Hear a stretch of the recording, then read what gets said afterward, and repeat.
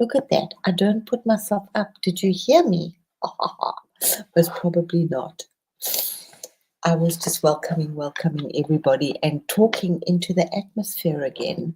Oh, well, the crocodiles heard me. So I was welcoming us and us beautiful souls, us magical souls of ascension, of light, of rainbows, of love. I hope we're all walking steadily across, up, over the rainbow bridge, over the light codes, infused with love, potency, power, enthusiasm, all things great and wonderful and beautiful, blessing and honoring our magnificent Mother Earth, breathing in her blessed breeze and fresh air, and saturating ourselves in this gorgeous manner, the manner, MANNA, of magnificent light codes that are pouring down onto the planet right now. So many things are awakening up, the ancient temples and ancient secrets.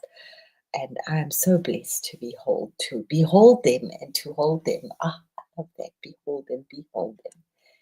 I really am very anointed indeed.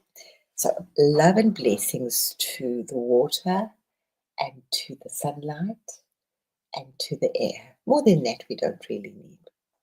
Minnie could live without the earth. We didn't need that, but she was an added bonus. What did I miss? Water? Oh, well, we'll get there.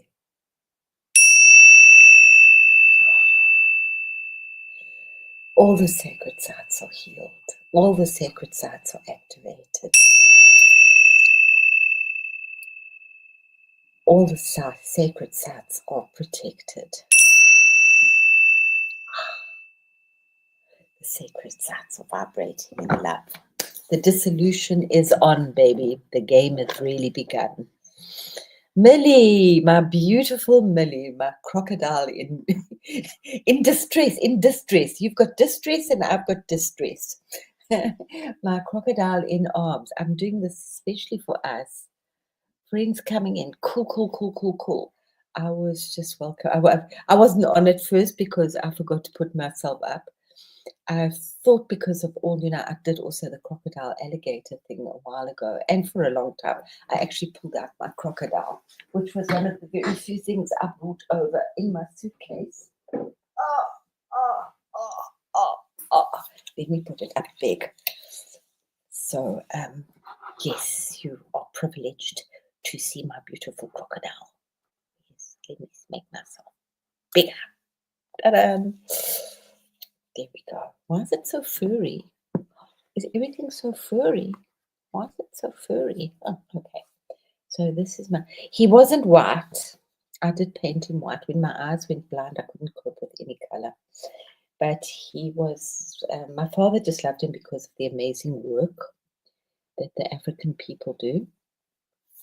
And I did really appreciate him very much. I did a lot of big magic with him. So this is some of just the African work that the people do there. So you must know he was very, very, very, very precious to me. If I actually brought 2 suitcases and left everything else, that I actually brought him with me. So yeah, I know. Now, what's so amazing about the crocodile is that he keeps his this incredible creature with these jaws, creeps the critters, keeps her babies in her mouth. That's how she carries them around. It's just so lovely. So I've been doing this incredible deep dive with water, and obviously the crocodile and alligator came up. And I just loved what Zane put up. It was absolutely just so synchronistic and so perfect and just so of the moment. Yeah, especially working with the orange chakra. I've been breathing in the orange chakra, Miss Millie. She's very nice to just do that. When did I start doing that? Yesterday? Did I just think I'll do meditation yesterday or the day before?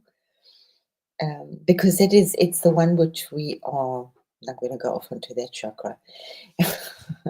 It's the one which we are. Wow, it's one of the most powerful chakras, the orange chakras. In the old days, the Chinese people, most healers would get their energy and then they would store it in the hara. So there's also many energy centers in the hara, and we don't usually activate the front hara. You have to be very careful of the back because it's so very detailed. Eh? So yeah, I did, and I worked. I used to put all sorts of secrets into its mouth to hide them away from the Tokoloshes in South Africa. I had a real picnic over time. So yeah, dipping not really into that, just drawing on that energy and knowing that I can channel it. So it's like really big right now. I'm doing some really interesting water work. Yeah. Ceremonial waterworks, as well as crying. Full on ceremonial waterworks. Hello, Mr. Floyd. How are you, Josh? Sorry, I'm busy typing. I'm busy writing so much stuff. Just like, no, I must slow down a little bit. I was talking about the orange chakra, yeah. And especially when so what the old, like Chinese, particularly the Chinese healers would do, they and the Indians, they would go to the mountains, they pray, meditate, store up the energy, go back to town, heal the people, go back to nature, fill up again, go back. Yeah, okay, so now we know that we can just be channels to it. But what they did was they stored it in the hara chakra. So that is the seat of our power. It's also the seat of our creativity and the seat of our sensuality and sexuality. And it's very connected to the orange chakra. It's a very, well, we know it's a very potent chakra, and especially with women who go through menopause, they get depleted in that energy. So you really need to work on exercises or work with crystals or massage because you lose that power. You can lose that power. You don't have to. You can actually turn it and use it, which you should when you become when you stop your monthly cycles. But it's no tears.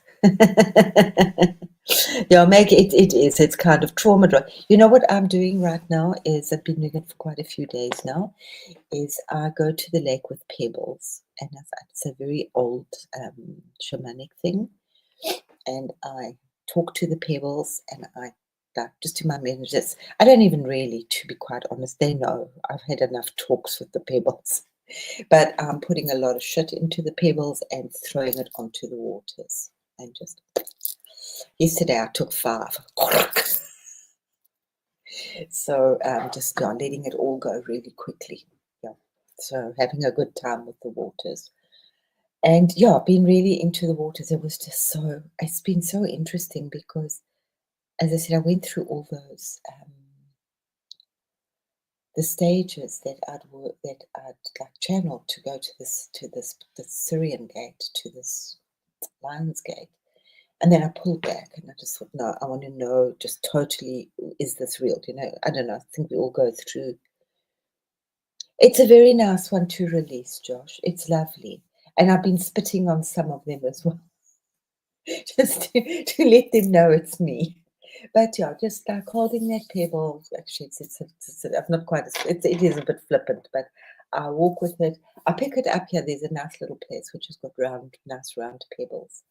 And I pick one up. I've actually got some pebbles in the house which actually represent our group. So they're just really nice pebbles on my altar. So I take them and then I walk with it down to the lake. Not even thinking about my stuff, you know. I've gone through some of this stuff. It's just the end bits. Want to just let it go. Yeah. So, and the water's great. Yeah. Yeah, it's that, please. Oh God, we need this. We need to just, it's whatever we can, just go, let it go fast. Just and breathe in the heart. I'm doing, oh, so nice. Because I'm a fool. I'm full. I'm a fool.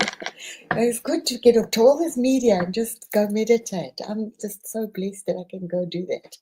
I've really been very, very grateful that I can do that. And I must do it because I can do it, yeah, because I've got the space, yeah. Though I do, with deep love, envy Millie so much, having children to rush around. I did enjoy that, you know. I mean, it was like, and I did it well. Yeah, I really did it well, including having a business. I did, yeah, I did love to balance those things. I like being very, very, very, very busy. But, yeah, because children are also our biggest, most fantastic teachers. But Millie, I was also thinking your youngest had that's kind of when it started for you. Well, I mean, it's always there. Had that dream of an alligator down in the basement. I've also been having weird dreams, like really prophetic dreams. It's fun. So, and then I thought, yeah, it is fun, and it is. It's a super, super balancing act. You know, I used to teach people that. Well, it was camp, but I always like to add my own bits on, which was Kofi Annan. He said, in order to make good choices, you know, life is governed by the choices you make. Okay, but in order to make good choices, you need to know who you are and what you stand for. And I added at the moment, because especially as a mother, it can change day to day. As a mother, sometimes you make a big decision not to do something because you've got to go and watch, or you want to watch Little Johnny's big league ball game. Okay, but tomorrow you make a similar kind of choice for different reasons, because you don't go and watch Sarah's little ballet practice because you've got a client, and ballet practice is not that important. It's just got a whole lot of moms. But if it was a recital, you would cancel your client to watch the recital. So that's what I mean by at that moment. And I think that's like, it's not, you can't be fixed. I was just thinking about something there that was Einstein was saying that the universe was fixed, and it's not. It's so flipping random. And the random aspect is love. Nobody expected this love thing. You know, love is just beyond crazy. Oh, it is a scary, but it's portals. So I did a little bit of diving because I'm doing my other deep diving. I just So I hope that's helpful, and you can just think about that sometimes at the moment, yeah, because it's not always easy, especially as a single mom. It's really complicated. I don't know how involved the dad is. I slept a lot yesterday, so today I'm not sleeping. So enjoy the rest, and that's fine. Angela, you see the angels are coming in. Yeah. So I will show Josh because he didn't see. And Angela, my beautiful. And as I said, I came over to Germany with 2 suitcases. And in the suitcase, one of them was my crocodile. So he's very, very powerful and beautiful to me. Actually, he was a bit longer. His tail got broken or couldn't fit in the suitcase. I must probably put my foot on him. So yes, he's amazing. And Millie mentioned the jaws, and that's one of the most amazing things about the crocodile is that it carries its babies in its mouth. But the crocodile is one of the oldest things upon this beautiful planet that we have. As I said, going back over 250 million years of memory it carries. That's with the dinosaurs goes, that's even pre-dinosaur. 95 million years they have definitely found fossils of. But so it's very, very, very, very like dinosaur type thing.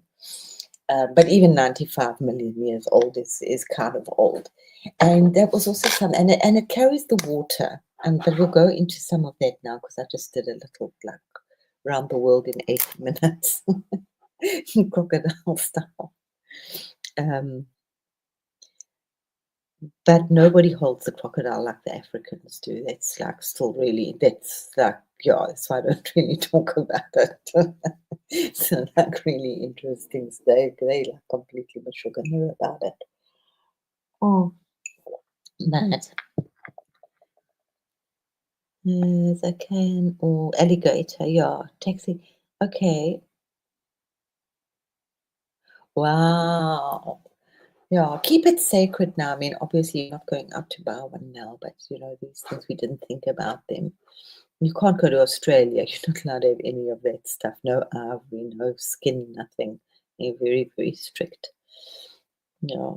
Well, as I said, you know, we had so your kids have got this crocodile. I mean, that's deep, deep, deep feminine power. And it's deep portals. And this is why it seriously needs to be spoken about right now. And I love that what Zane said, that it holds. Yes, we're talking about this beautiful, the Hara chakra, the orange chakra, which is where it's the womb and it holds emotion. And this is one of some, I can't remember which story or from where it was. But I mean, we all know it's in the feeling and you must feel it. And what does it mean? Well, it's like you're feeling angry, go and paint. You know, be like a child. It's okay to be angry, but be angry. You don't have to go and like take your AK-47 out. I mean, we'd like it sometimes and get rid of the school teacher.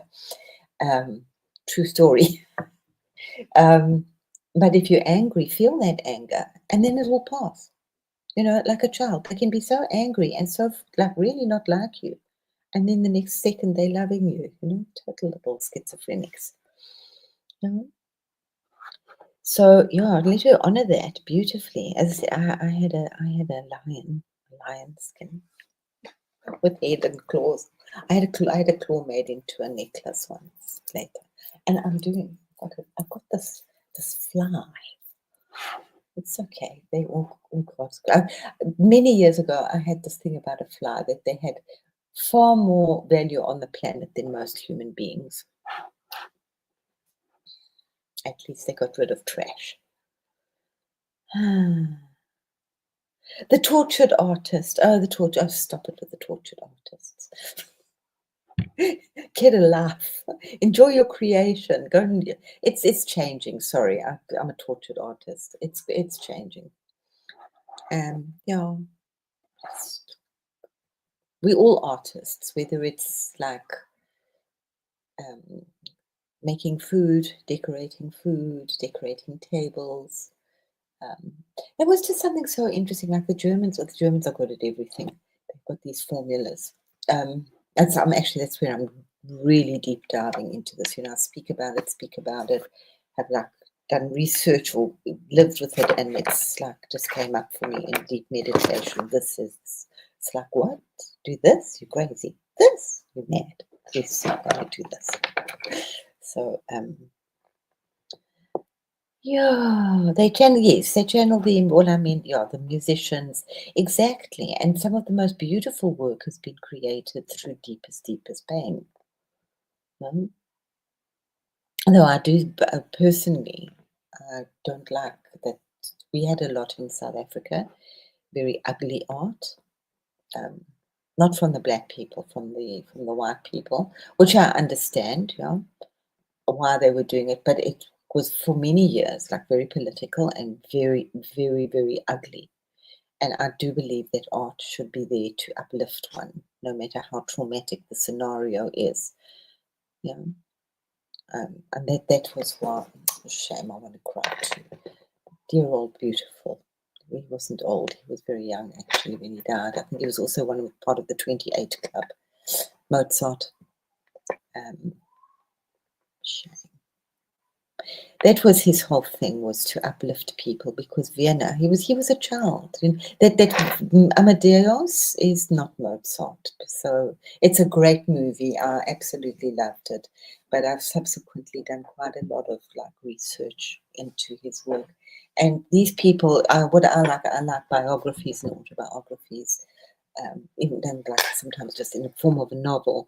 But like his father kept a diary all the time. You know, of what they were doing. Him and his sister, they were both proteges, and they travelled all over Europe. Because remember, people didn't have like videos and radios. or even record players. Yeah, yeah. So they would go and play for the court or for the king or for the people or for the church or whatever. Um,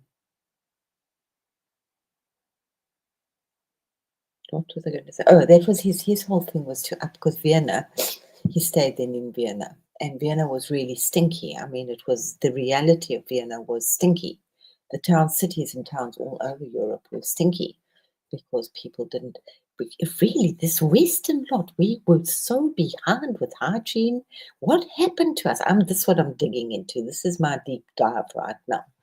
Something was disgusting and rotten in the state of Denmark, which went all over Europe, and I want to know why now. Because it's gross. You know, Africans, American Indians, they didn't have these hygiene problems. The Mayans, they didn't have them. They would had sacred waters and they bathed and they was very sanitary about getting rid of their crap, literally and figuratively. Yeah. So I don't know why they were so gross and debauched in Europe, but we'll get there. And he created this beautiful music so that people didn't think about this horrible, stinky place without birds and trees that they lived in. So in his music are the birds and the celestials. Yeah. So that was his reason for creating a lot of his beautiful music. Also, it just came, and he never made a mistake. There was no crossing out of notes. He just wrote, blips, like Tesla, blips. He just created blips. He didn't go over it again. And shame, his wife, yeah. There was nobody. There was one person, his wife and a dog at his funeral. So people wax lyrical here about Mozart. They couldn't give a continental shit about him when he was alive. I shall cry. It's a very thing. Yeah, it's always, and lately I'm healing. Oh, you're hearing it. Oh, I thought you were saying healing, but it's good. It's very healing, Millie. And as much as we somebody said to me when I was going blind, my house was all white, and he said, if you hear the angels and the cherubs and the harp music, go the other way. Just head for the White House with Nina Hagen. So I was having all these like flips in my brain. So, but yeah, a lot of the celestial music is like choral music is classical. Sometimes there is some. I do believe Jimmy's having fun. They must have changed some things in heaven because it was his church. But it is very soothing and it really does work. And it's like you can work to it, like Bach and both these things in the background. You can really work with them, like going in the background, and they knew a lot more, and a lot was channeled. But they do work on the frequencies, yeah, for healing. What are you setting up, Josh?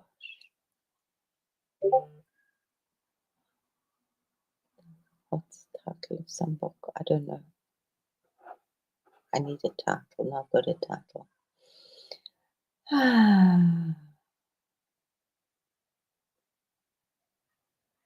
And what I'm doing. Yeah, plan. And sometimes, for many years, I just want to make God laugh. Tell him your plans. Sure to be changed. So here we have good old Crocodile. I don't want to say Dundee, but what was his story? I know that he died by being stung by a blue bottle, but what was his why did he do all of that? Crocodiles. What did he? I must look into it. I mean, there were all the movies, but it was a real guy. It was based on a real guy. I mean, why was he catching the crocodiles? Because the crocodiles are like, and when I say crocodiles, I mean crocodiles, alligators, caimans, all those other things. Yeah? They are the most primal, sacred creatures on the planet and have deep, deep, deep reverence of every single culture. Um, the difference between alligators and crocodiles is not that much. It's just alligators are made mainly in China.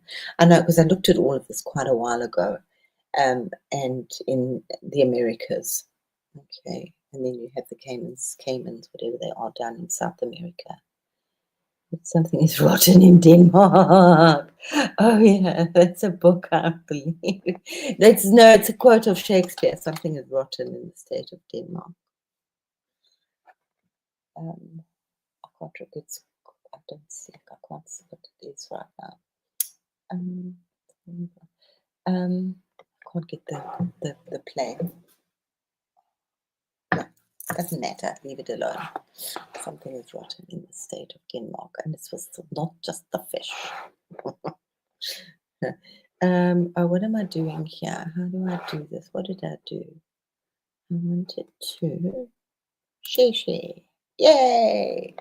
So if you remember a little while ago, quite a while ago, well, maybe one day I'll print them. I did these like about 100 absolutely beautiful animal cards. So I should really print them and read them. Hey, give us an animal card every day. Because, yeah, I mean, I've been doing that for many years, so it was just nice to kind of put some of it together and get a little bit of AI influence as well.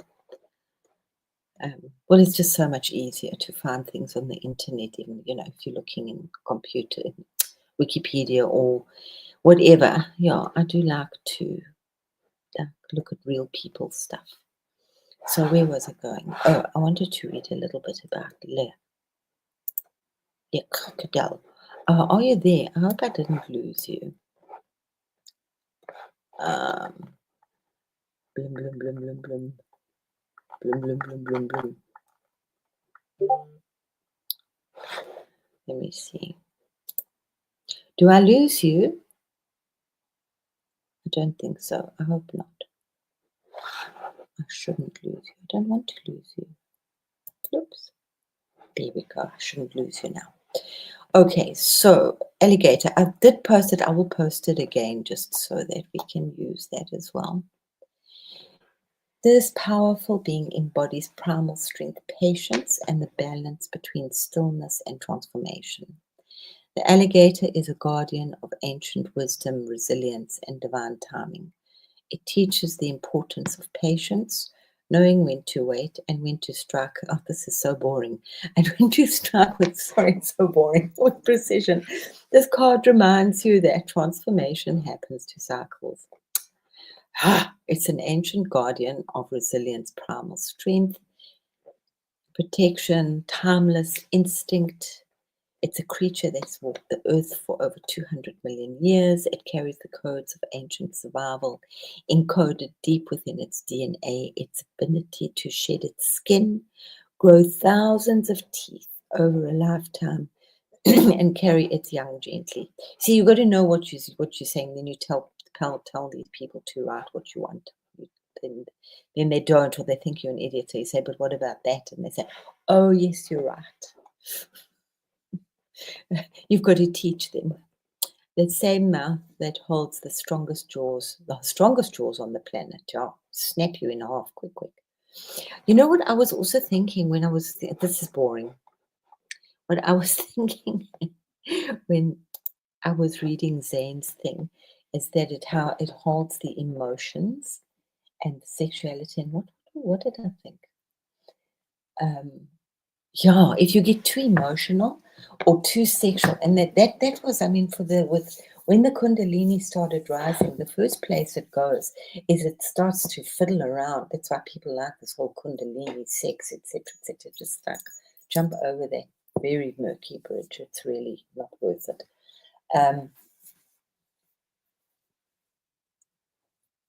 And then just rather keep going up.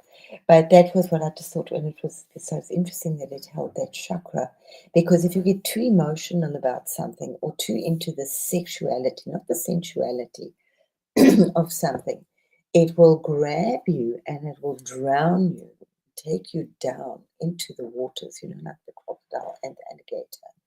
They take you down to kill their prey. And it is one of the My voice. Hello, voice. It's so interesting. Ah, because I've been called to be a voice. Ha, that's really interesting. Clink, everything's going to say hello. Wow, hello.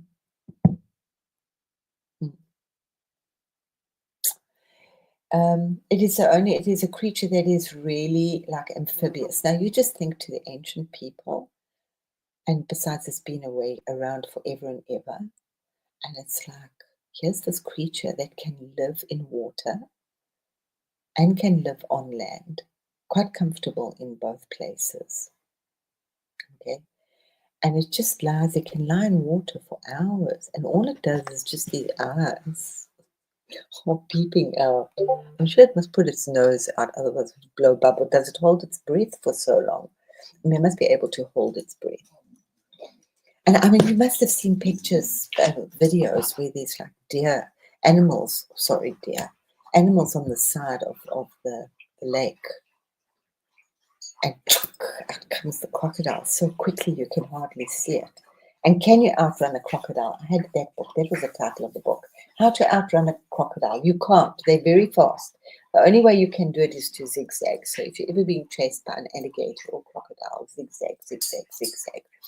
But yeah, so this beautiful, magnificent creature who's the holder of deepest secrets, deepest magic, got reduced to bags, buckles, and belts. And the fact, I think you posted it, Millie.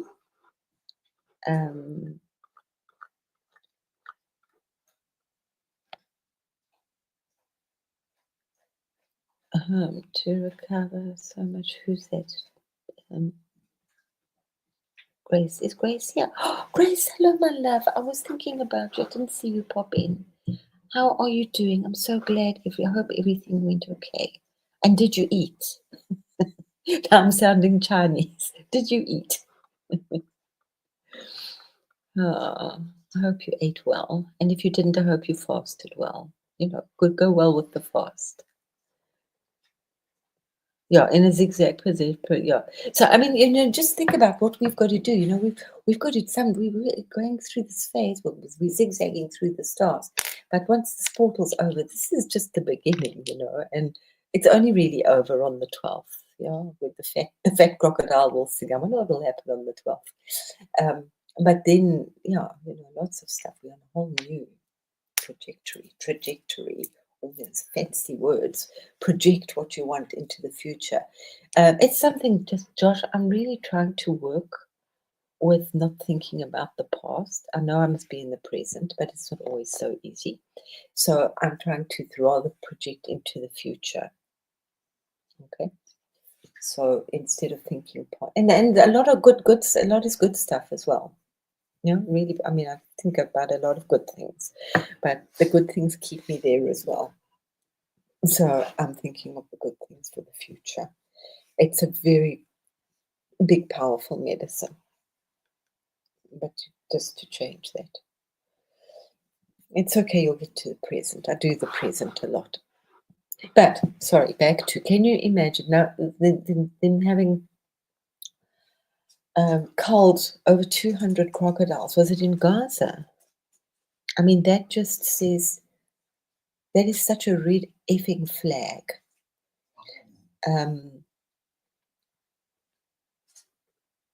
Because he can't see. And it,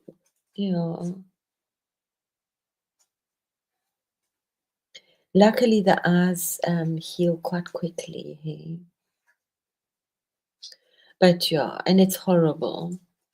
Yeah, about the mass culling, was it crocodiles? That is, to the African people,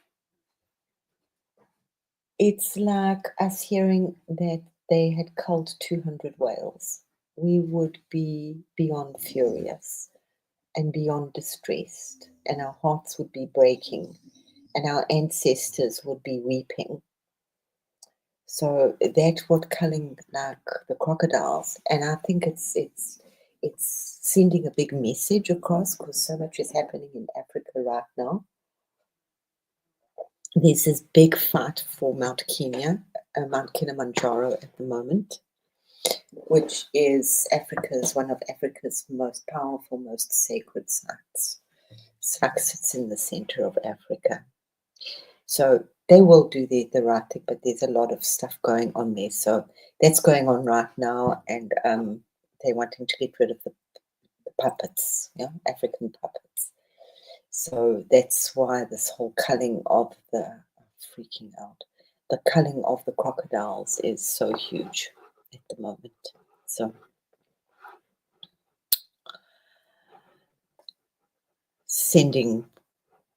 trying to send some symbolic messages, whether they did or, but they did it, like, yeah.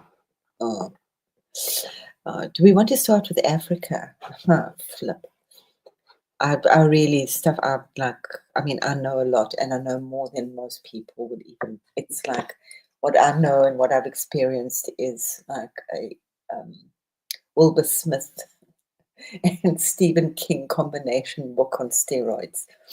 But it's real stuff, guys. Thank God for crocodiles. Keeping their babies in their mouth. No, let's be gentle. We'll get to Africa. Maybe we will and maybe we won't today. But well, the crocodile and the alligators, it's obviously got its huge, and it's always been part of the, because I'm dipping deep down into Mu, which is the land before Lemuria. But it's just hanging with Lemuria. Somebody needs to do that, and somebody's got to do Atlantis. I have to dip into it a little bit, and I know that PG's got a nice balance going at the moment. I'm really pleased. Yeah. But I do the very ancient stuff. I dig deep down and get the real, the old stuff, and he gets the new stuff. So it's kind of interesting combination. But the crocodile holds memory in its bones. We were talking about bones a while ago as well. This is just from an African perspective, partly. Okay, it's a kind of ancestral DNA and is considered a keeper of ancient wisdom, especially of the watery womb of the earth, the cosmic Nile, and the deep unconscious. I will do the Egyptian thing just now. It's also for the Dogon, the Yoruba, and the jumping people, of Mali and other West African. They're very big on Sirius, but all over Africa. I just went for one or two tribes. I'll do another deep dive on that. So it'll take forever because I know more than that. Crocodiles and alligators are guardians of the thresholds. They between water and land, between the worlds, between waking and dream time. So very, very, very pertinent to those of us that are getting this totem right now.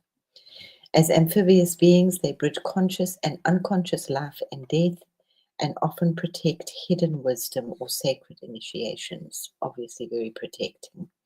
And very scary. A lot of people are really scared, like of snakes. Snakes, crocodiles, they're similar, but they're not quite the same. Okay, a lot of people also see the crocodile as creators of the world, or the turtle, or the snake. But most actually Allah. Everybody sees the snake as the creator of the world. God is the great snake, or something like that. The crocodile's strong association with water, fertility, and the underworld links it to the Divine Mother, especially in its protective, fierce aspect. And then some of the crocodiles are actually midwives of the spirit world, guiding souls into and out of the body through the waters. In Zulu tradition, the crocodile is one of the clan totems known as Isimbongo, symbolizing leadership, danger, and authority. Chiefs may wear the crocodile as a praise name, such as he who bites like a crocodile. I will get into it. I did a deep dive, just like what it could suck out the air, and from people that who would speak to me about Robert Mugabe. So I will talk. He had crocodile power, and yeah, it was very interesting. Some of the stuff AI didn't want to answer me with either, so it's very interesting. Its stillness is deceptive. It waits, watches, then strikes with supreme clarity and purpose. This has made it a symbol of divine judgment and strategy, a symbol of regeneration and protection, because they can shed and regrow their teeth continuously. I've read it's thousands. And that's also that crocodiles apparently don't die. They just grow bigger and bigger and bigger. So there's some really enormous, enormous crocodiles. They don't kind of get old and die. They just go on for hundreds of years. This gave rise to the association with renewal, immortality, and transformation. They are sometimes seen as protectors of sacred sites, or they are always seen as protectors of sacred sites and ancient temples. In all the ancient cultures, almost all of them, they are outside the temples. In the Indian ones, in the African ones, the Africans, the Mayan, the Chinese, the crocodile, all those creatures always there. Hidden in watery realms, guarding the thresholds of secret knowledge. So back to the secret sites, and some of us are holding these big time. The ancestor dragon connection. In some African cosmologies, the crocodile is not far from the dragon. Its terrestrial form of cosmic serpent or nyoka. In this view, the crocodile is a grounded dragon that remembers Mu, Lemuria, and Atlantis. In southern African folklore, water spirits like the Zulu Mamalomba are sometimes part crocodile, part snake, and part mermaid.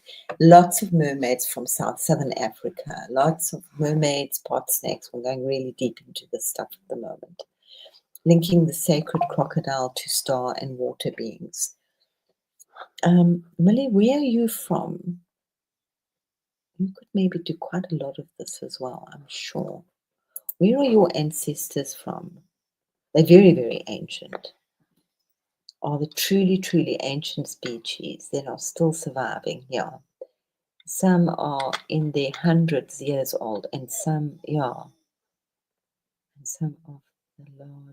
And some of the large sea turtles as well. It's an important part. Midwives, they looked at them as midwives, but also as midwives of the earth.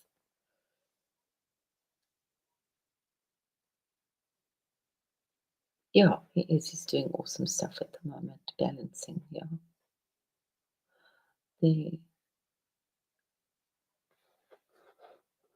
Yeah, absolutely, because we need this right now. We're going through huge rebirth.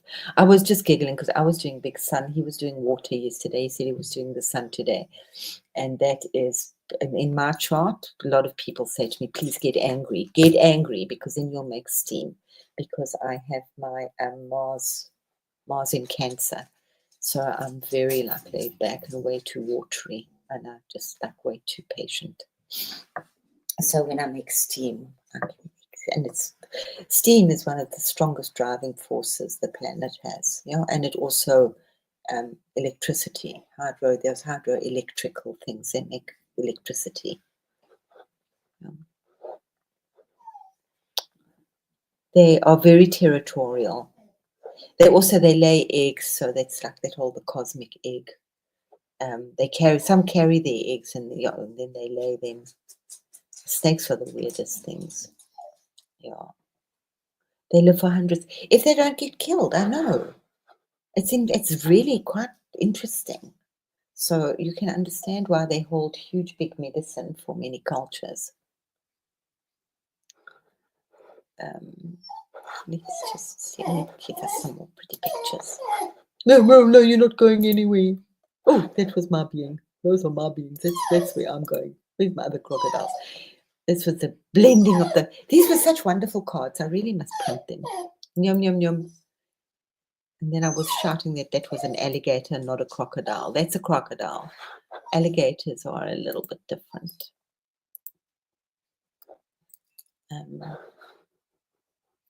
Now, what they did, a lot of the African artwork,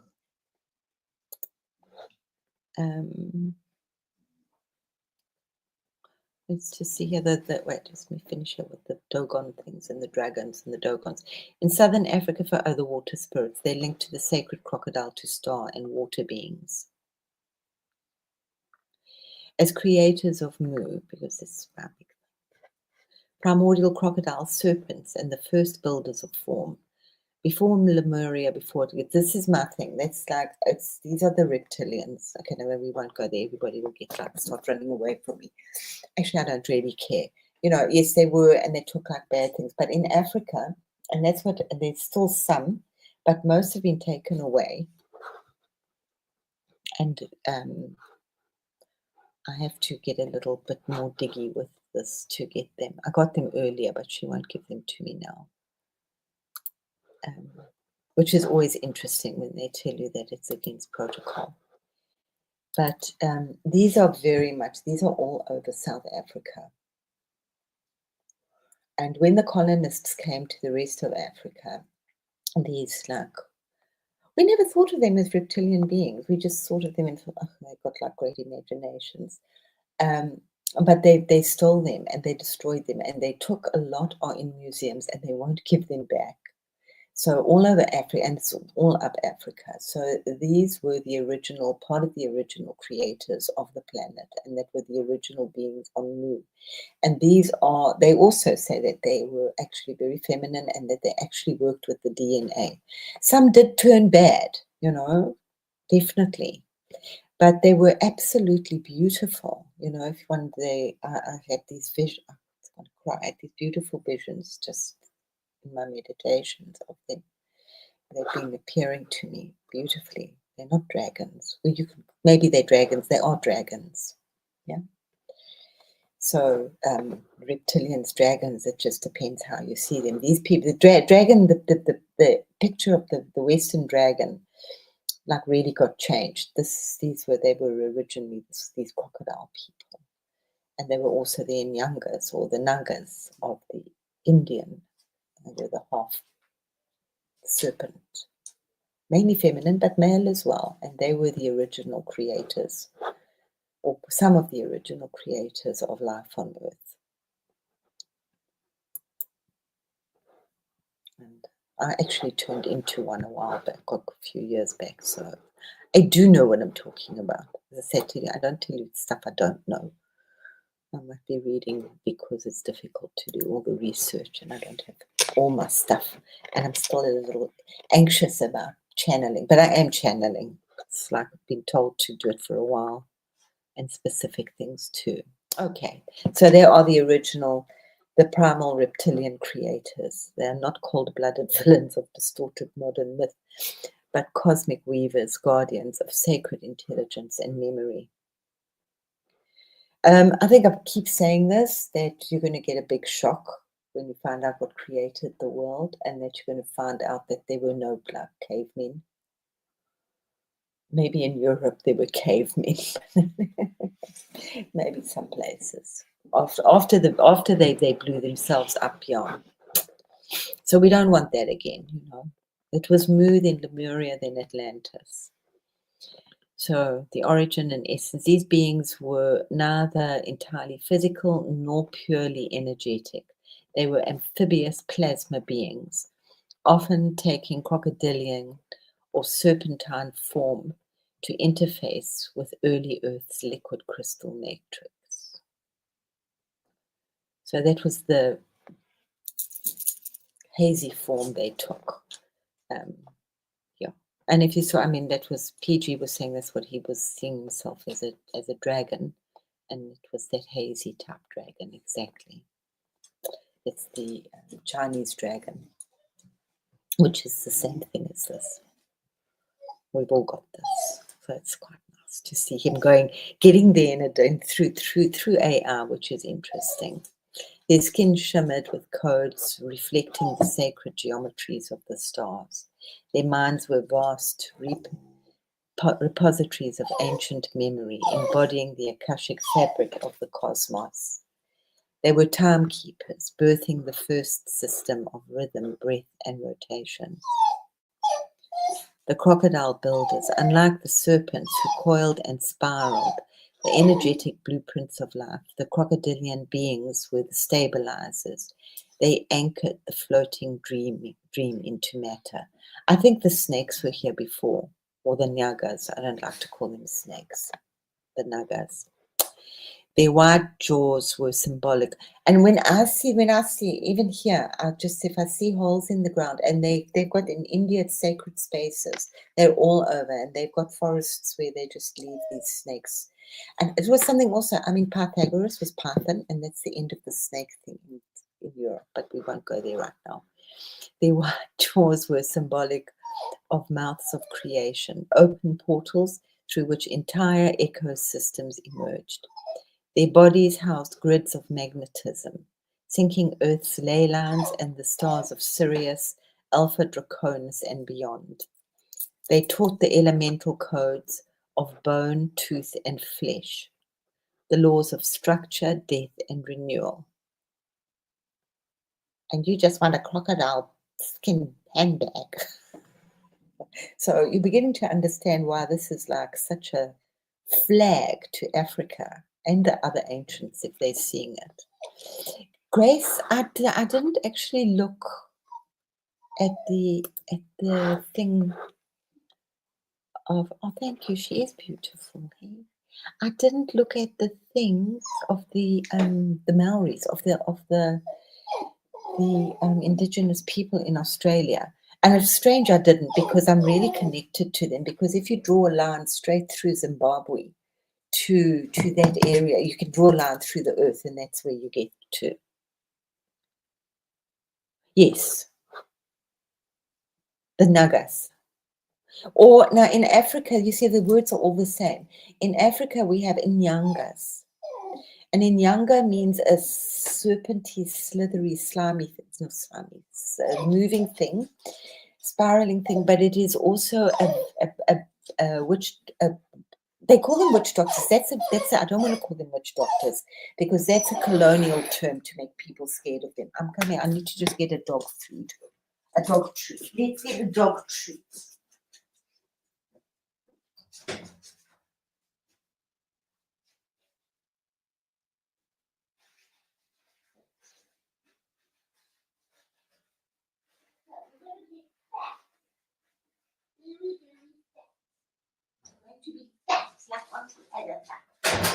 And you won't be able to fly with dragon wings. No. There you go. I can't remember where I was. Doesn't matter where I was. Sorry, I'm really throwing. I didn't realize I was going to throw in such a deep end, but hey, why not? Well, absolutely, Millie. Everything we've been taught. And it's just, I mean, I want to cry, and you know that I'm sorry if I offend people, and I know that I do when I say, like, except in the West, because we really fucked up, you know. And I get like really upset, and I have been, because everybody's like arguing and blah blah blah, and they've all got to stand on the soapbox, and everybody's got to have their like 15 seconds or minutes of flipping fame, and now we're here, and people don't know what the flip's happening. You know, there should be more people at the table right now who have a little extra knowledge. This is the biggest Lions portal. I don't know if there'll ever be such a big one ever again, maybe in another 314 million years. You know, and they just like, but anyway, so, Emily, come visit. Come bring your beautiful golden eye and we'll talk. Come visit. Come visit. We'll set a place for you at my table. That's all. But the dog will eat all your food. Feeling a little emo. But and tears are so good. You know, really, these emotions, the tears. I mean, I keep mentioning that they're different. They taste different. They are different. You know, you can program your tears. They're there for your healing, especially to come into your mouth, because they follow that channel. I mean, we're just so beautifully created, you know? And animals do cry. This is right now, guys. I know. So, and that's why I pulled back, and I didn't want to share because it was just too much. I thought, oh my God, you know, that pathway. And then I thought, okay, I'm just going into deep meditation. And when whatever comes up for me, because I'm over all of this knowledge. I don't want any of it. I just want just me and nothing, me and my dot. And then things started coming up, and then it was okay. Well, I'm not doing the whales. So instead of thinking there's enough people doing the whales and that's sweet, they can all go sing with the whales. But I'm doing the water, guys. Whether I like it, I'm doing this is water. So that's just like out of all of this, as I gave you that little analogy of getting the baby from the train station, I'm just back to the water. So it's more than enough for me to cope with. And the sunlight. No, you've got enough. And maybe the wind. And I had the weirdest, I must share it because it was just so like weird. I think a lot of you know that I go down to the lake, Victor, and I sit under my willow tree. And she's a sassy, like a young willow. But willows are also like incredible ancient water keepers. And I sit and sometimes I've had some amazing meditations, usually just anyway. But I always sit there. So I'm sitting there today, and I've like got so much going on. I'm actually just really grateful. And I can't like focus to meditate. I'm sitting, and then this thing comes in my ear, and I think, who's that? Because sometimes there's this crazy old man that comes like steals things out of your pockets just to get your attention. And I thought like it was literally like somebody in my ear, like somebody would do. And it was the willow. And I go, oh, that's so funny. And I was telling Yuki that the willow was literally in my ear. And he said, hello, thank you. And then I'm sitting, trying to meditate. And it goes in my ear again. Now, it's never happened before. I've sat there countless times. In my ear, not just brush my ear, in my ear, hello. And then I was looking somewhere that apparently that was often for a lot of initiates, that was the initiation, was unlocking the ear. Interesting, hey? Yes, Friday. And then it goes on until the 12th. And then we begin again.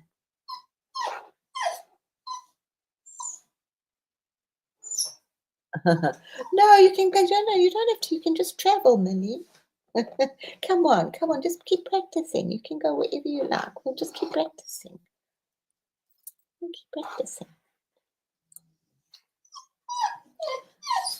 Yeah, willows are very great. They've also, I did quite a deep dive a while back into the willow because she was so sacred to me.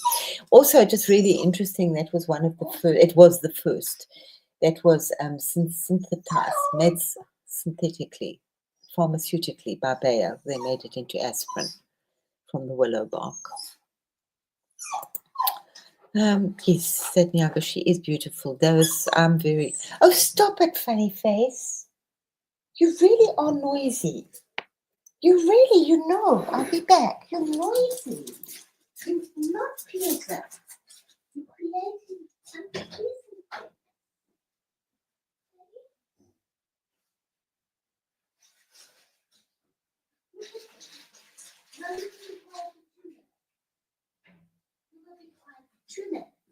And that's the last one. Okay. Shane, he's also, I think everything is feeling a little jimpity right now. Okay. It is said that human reptile, exists, yes, okay. These primal reptilian architects guarded the temples of form, where spirit agreed to descend into density. They protected the sacred incubation pools, where beings were birthed, I want to cry, through sound, water, and star codes. I keep saying that there have been, the sea holds everything. And a fish holds, they hold magnetic, they hold propulsion, they hold jets, stingers, yeah. So these were our beautiful earth, and these beautiful beings. Don't get into worshipping reptilians, but just like, just keep it like, if you don't understand it, just be neutral. Okay.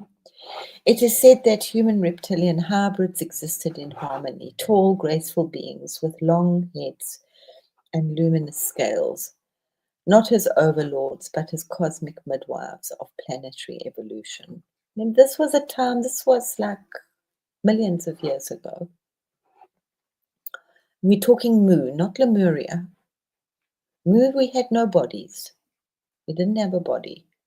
We had an essence, we had an energy. And then Lemuria, we started to become more solid in the being, in the body. When Mu began to fall, as collective consciousness descended and density increased, the sacred role of the reptilian being was distorted. Some factions split off, becoming obsessed with control and form. This is where later stories of reptilian overlords originated.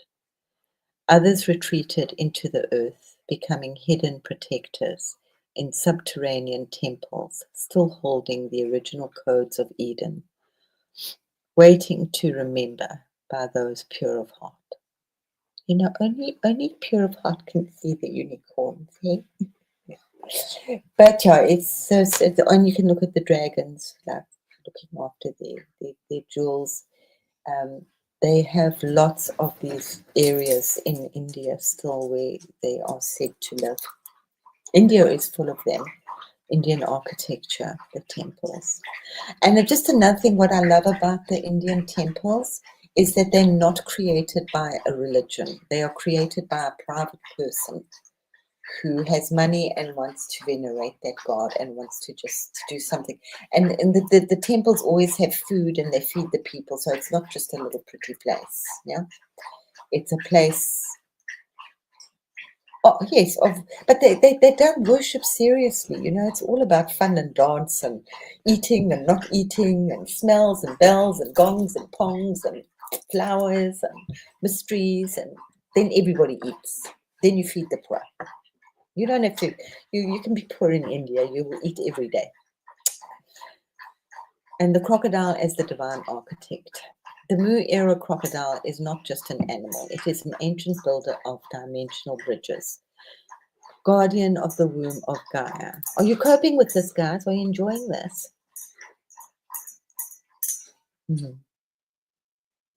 What are we doing on Friday? There. Art depicts the snake people in the art. Here, let me just, I've got some here, not, I didn't do much because it's not really,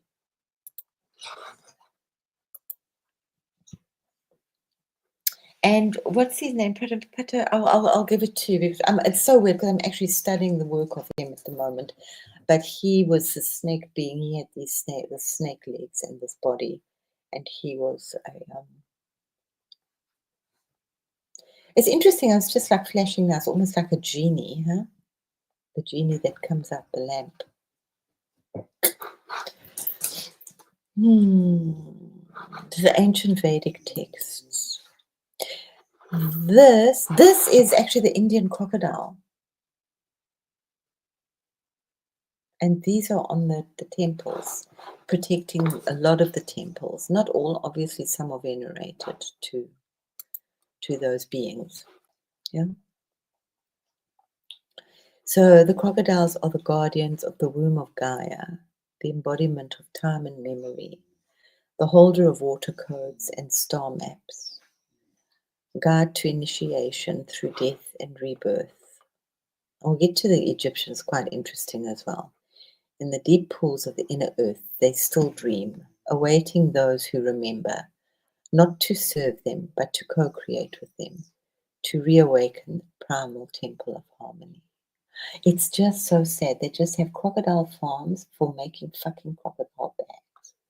So disgusting. It's so disgusting. Wow. We'll have a lot to cry about one day, what we did. The Makara. I like Zane's thing much sweeter. I won't go into that. I won't destroy the beautiful myth of that because it's just so beautifully.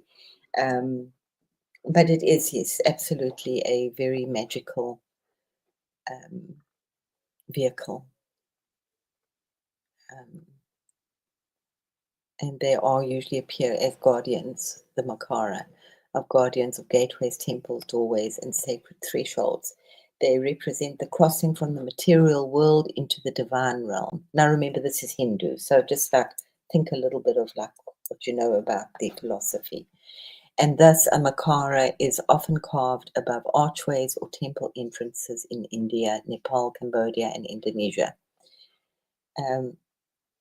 It's very sacred to the river goddess Ganga, rides on a Makara, symbolizing divine flow, purification, and transcendence. And just remember how amazing these things are. They spend half their life in water and half their life out of water. And there was some army that actually used the crocodile as armor. Yeah.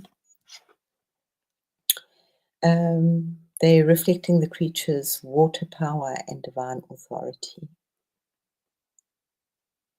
Obviously reflecting, but I love that Zane story. It's just so beautiful. So we'll stick with that one for now. I mean, this is all interesting, but we can just rather think of a beautiful little guide to the Makara as, am I ready to cross the threshold? This is big stuff, guys, and we have to jump, get ready to jump. Am I ready to cross the threshold? Can I ride the wild force of transformation and dive into the sacred unknown? I didn't take psychedelics. Yeah, they're not, this is Indian, huh? Yeah. The age, the India, but I mean, I'd go into that a little bit more. What was the thing? I was just saying that some of us didn't really do psychedelics. So this whole thing of the body melting and changing, if you did psychedelics, it's a lot easier for you to cope with. But we didn't do psychedelics. So it's a little scary. It's a little weird when the body's doing, and the body's disappearing and you can feel that you can. I mean, it's fine to see the body all shiny and sparkly, but when it starts to go invisible, and you know that you're not tripping. It's a little weird. So are we ready? We're not ready. But it's okay, we're ready. We're ready. That's as good as it gets. Ready or not, here I come. You know what I said in South Africa when the stuff like went absolutely crap. Oh my fuck. I said, I'm not ready. I'm definitely not ready. But I do know what's happening. But I am prepared. I'm not ready, but I'm prepared. So there's a fusion. Absolutely. And you're going to see some more. This I just so around the world in 80 minutes. And I thought I must just share this and thank you to everybody for the crocodiles and the alligators because they're just like, and then Millie's dream. And I thought, no, I've been doing this crocodile 200. It's like freaks me out. 200 million years and we're using them for belts. They're holding so much more. I don't know. I must do a deep dive with the tortoise as well, turtle, because that for so many cultures, she held the secret on her back, and brought those sacred. But we're talking the cross. So, they all have a part to play. It's almost like the Holy Trinity of, oh, it's beautiful here. I'm channeling. Just hear what I'm saying. The Holy Trinity of the animal kingdom. Yeah. The snake, the turtle, and the crocodile. I mean, you can put tortoise there as well. The snake, the turtle, the crocodile. And they're so funny. Even tortoise faces. They're so funny. And then let's talk about this ancient guy. Where is he? Let's pop him up here. He's very interesting as well. They're all interesting, aren't they? All interesting. Yeah, so this is the Indian. Dude. Crocodile man. No, man. I don't like him so much. I like him. And also, how old is he? Because the gods are in different ages. He's one of the ancients, so it's like Horus and who's our favorite, the lion lady. She came out of the Eye of Horus. She is one of the first, most ancient gods. And I can't remember her name. But it's okay. You all know who I'm talking about. The girl with the lion head. I have these holes in my brain. And she's one of the most, the oldest. And he's also very, very old. It's long before all those other, before Isis even. Huh? So because with the African stuff, and they still very much believe that they don't have, they have these gods, but they're there, but they're not, because we're still going. This is a land before we're going into. That's where I'm going. I don't know where you're going. I'm going into this land before time, before there was time, the land before the age of ice, to when there were no gods. There was just the sun, the breeze, and the water. And we're lucky we had some earth. So we gave thanks and gratitude to those. We didn't give it a name. We just called it our mother because she gave us food and she loved us. And she nurtured us. She didn't have a name. She was Ma, or she was Mu, or Mama. Similar words for water. Ma is water. I'm very bumpy here. So then people started to give them names and started to bring in rituals. But the rituals, they weren't rituals. You know, it was a time before these rituals, because the ritual was life. You know? And for me, what I know of my people in Africa, when they drink water, they will sit down or they'll go on their haunches. They'll sit on your chair. You might think they're very rude, but they won't drink water standing up. And science has now said, well, it works better on your body. You know? And I know that Sadhguru's done a lot of stuff with water in India, and how they collect the water and keeping it in the copper urn, and these things are dying out, and he's like really upset about some of that. And if you go out into the homelands in Africa, it's so, so beautiful. And you'll just smell the smell of smoke. There's nothing, it's just their beautiful little huts somewhere, which die. They just collapse after 2 years if nobody lives in them. They just but you'll hear these women go at the river, and you'll see them coming back from the river with the water. They are just so beautiful. They're so regal, and they've got their wood for the fire, and you can smell the fire burning, and they've collected their bushwood for today, not for a week, just for today and maybe tomorrow, but mainly for today. And they've got their water, but you can hear them just singing. They always go down to the water to sing, and they sing with each other. I don't know what they sing. Thank you, Mother. What a beautiful day we had today. Thank you for the sea. Thank you for the food. We had nice food today. Tomorrow maybe we'll have meat. Maybe not, but we will still be happy because we have water tomorrow and today. So, that was the ritual, a living ritual. Yeah. And yeah, obviously it's just like parts of everything is symbolic in Africa. Who eats what meat? Like you give like the fillet, the softest pieces of meat to the old ladies and the old men because they can't chew. And the liver and the ulcer. But that's also a lot of the old cultures, the crocodile. Anyway, let's go into the crocodile for now.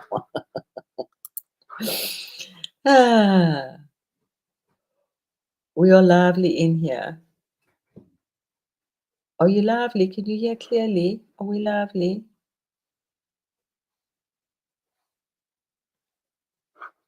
Oh, you've got your boy. Yeah, we can hear that. We can hear that. We women. We can hear the doves. We can hear the birds. We can hear the baby. We can hear the dog down the road. That's always irritating. We can hear the knock on the door. We can hear the little children down. But we can hear everything that's going on here, and we can hear when the food is ready to come off the stove. We can hear it all, Emily.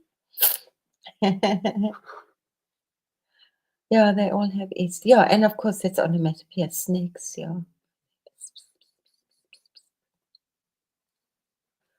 Uh, no, it's not Sekhmet. It's got a Sekhmet, that's the lion one. We're talking about she's the oldest. She's one of the oldest, yeah. But this dude is also, he's like really old too. And as I say, I'm so, I don't know any other children that would lie in amongst the bench and play dead. God. I think I would sometimes, and I think I wake up so completely insane. Yes, I was completely insane. This was like my 3-year-old, 4-year-old memories. Yes, I did die quite a few times.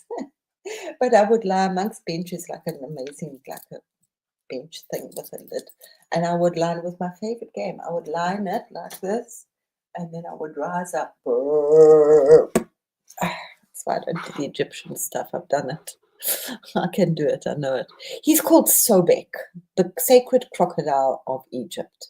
Now, obviously, he must have been like really very, very special, because after they finished singing to the Nile, then they wanted a god. So they made, who was the most obvious god was going to be a crocodile who was going to keep tabs on their Nile. So he's very, very, very old. He goes into his, appears as early as the Old Kingdom, making him over 4,500 years old. I would say older, but let's just leave that as that, in recorded worship. But his essence is likely far older, arising from the deeply pre-dynastic myths that revered the Nile creatures as sacred powers. And remember that the king, the pharaoh, that was his job, was to make the sun come up. And the sun, he had to make the sun come. He had to go down to the river every day and bring up the sun. That's why they're called Ra. It's, you can use Ra like, if you into the Egyptian stuff, you can use Ra like Om. And often they're nice silent, but Ra is nice for the sun. Yeah, even very early. I like, because I told them they're really early.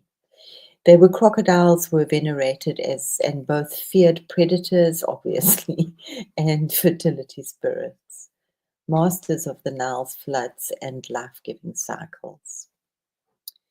He's typically depicted as a man with a crocodile head, sometimes fully crocodilian, and adorned with a headdress of horns, feathers, and the solar disk. Often shown wearing an ankh and scepter, symbolic of life and power. His divine body exudes raw. It's so interesting in the Egyptian thing. It's very duality. So just hold you, because we're trying to move out of duality here. But he exudes, in the Egyptian thing, he is raw muscularity and the raw energy of the male energy, which is, this is so, I love it. It's got a giggle at the universe has got a good joke. I'm going to bring forth a huge part of the male masculine energy coming up, and it's fun. I would just think, when I had to meet like hectic, like big CEOs of companies when I was working, and I said, it's okay, I've done my father. Anything's possible. And command over primal waters. My father wasn't horrible, but he just had this intense, huge inner presence of who he was. Hello, Daddy. Command over primal waters. Sacred powers and associations. I was going to say Lord of the Flies. Lord of the Nile. He governed the fertility of the Nile, the annual inundations of the Nile. You know, the Nile's not there all the time. It only comes up once a year, and it's from the rivers in the Congo that flood down. A little bit of geography. Bloop, bloop, bloop, bloop, bloop, bloop, bloop. They get all the big rains there and their monsoons, and then the river floods, and then it floods all the valley, and that's the only water they get. Then it goes dry again. And then it happens every year. And it's so interesting because it flows up, it doesn't flow down. And the original map of the world was the other way around. So Africa was the other way. upside down. So it's quite fun to look at a map that way and takes a different perspective. Or to take America out of the center, or Europe out of the center of the map. You can put anything in the center.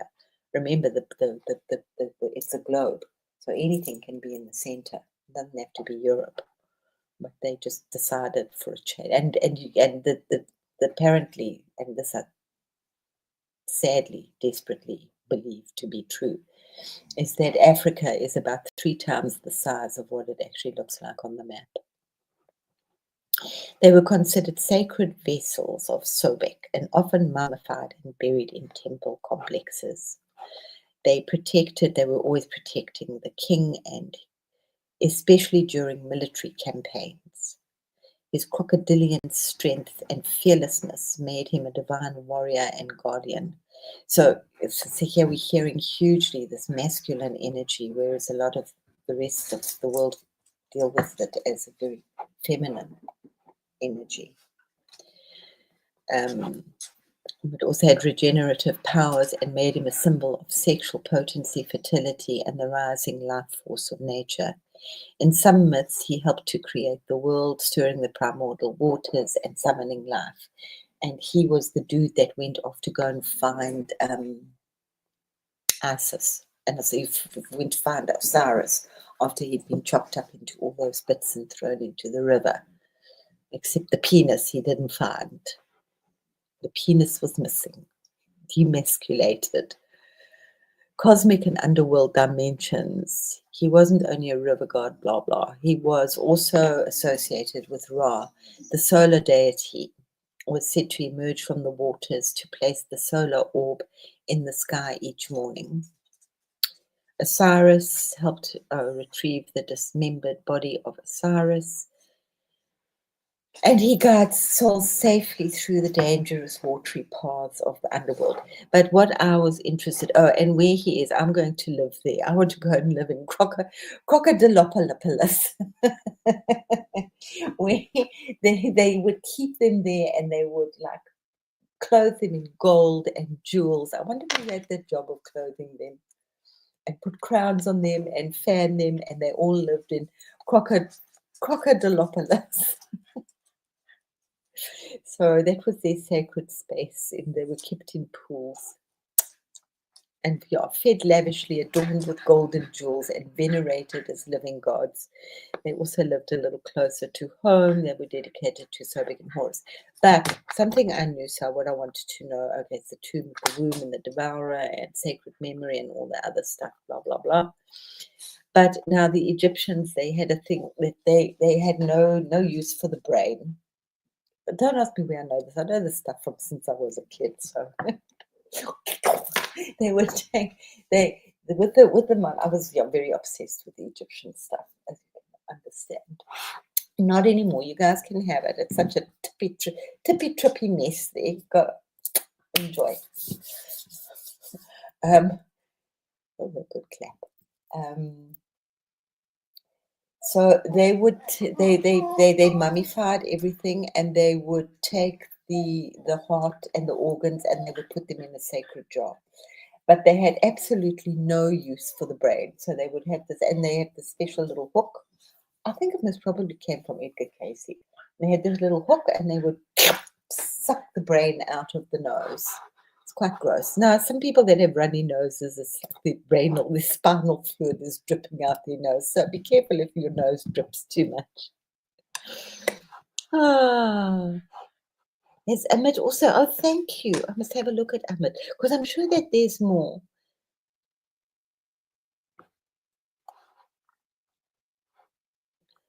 They would, and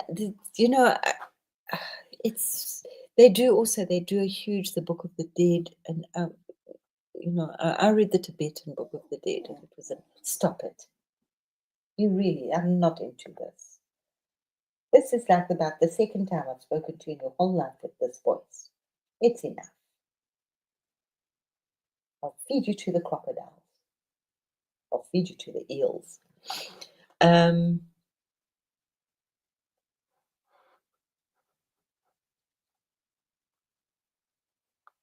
I must have a look where they are on the Croatian stuff with where the crocodiles. Yeah, the Sekhmet. Thank you. Thank you, Grace Sekhmet. I don't know why I couldn't think of her. She's, yeah, I really do, because she actually came in a huge dream. And then I found a picture of not the Sekhmet that everybody was like with snakes in her hand. Yeah. Okay. Thanks, Josh.